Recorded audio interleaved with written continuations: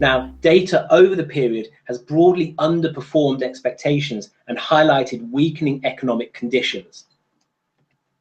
So we had second quarter GDP coming in at 1.2% versus 2.5% expected. We had second quarter personal consumption at 4.2% versus 4.4% expected.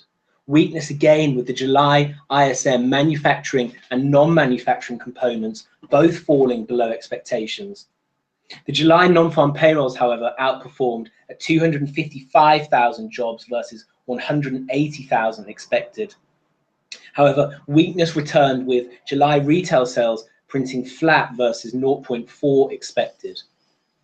July core CPI then also undershot expectations at 2.2% versus 2.3% expected, whilst July durable goods actually outperformed at 4.4% versus 3.4% expected. Going back to ISM manufacturing and non-manufacturing, and once again the August data both printed below expectations. The August unemployment rate was also seen ticking up higher to 4.9% versus expectations of 4.8%. And then the August jobs number came in lower than expected at 151,000 jobs versus 180,000 expected, with a fallback in average hourly earnings over the month to 2.4% versus 2.5%. Retail sales once again below expectations in August at minus 0.3% versus minus 0.1%. And then finally ending with a little bit of positivity as August core CPI ticked up to 2.3% versus 2.2% expected. So clearly a lot of data weakness there. And really the only positive data has been the strong July NFPs and the better than expected August CPI. Crucially though, ISM manufacturing and non-manufacturing data have undershot expectations for the second consecutive month, with retail sales similarly falling below consensus for consecutive months.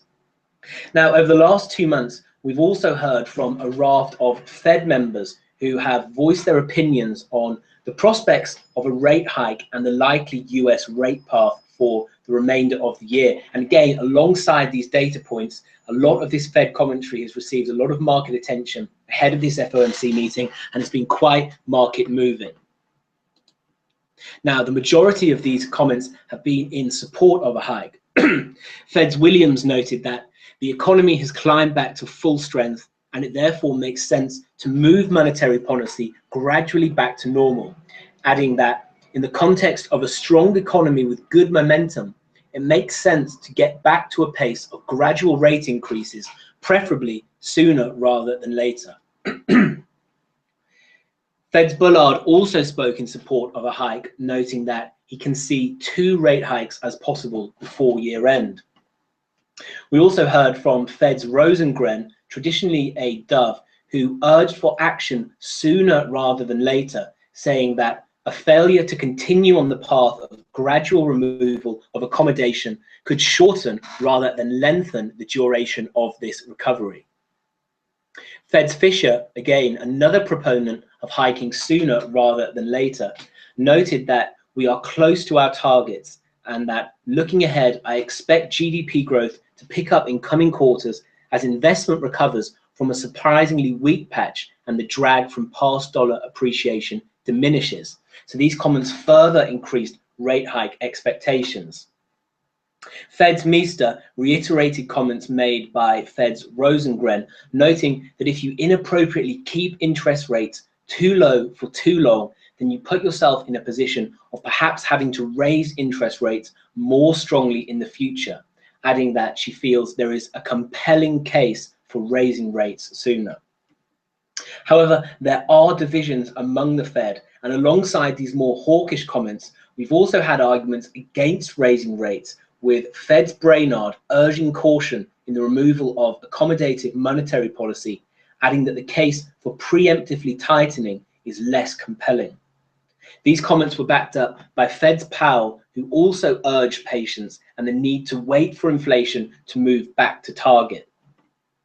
Headline comments over the period then came from Fed Chair Janet Yellen, who, speaking at the Jackson Hole Symposium in late August, noted that in light of the continued solid performance of the labor market and our outlook for economic activity and inflation, I believe the case for an increase in the federal funds rate has strengthened in recent months.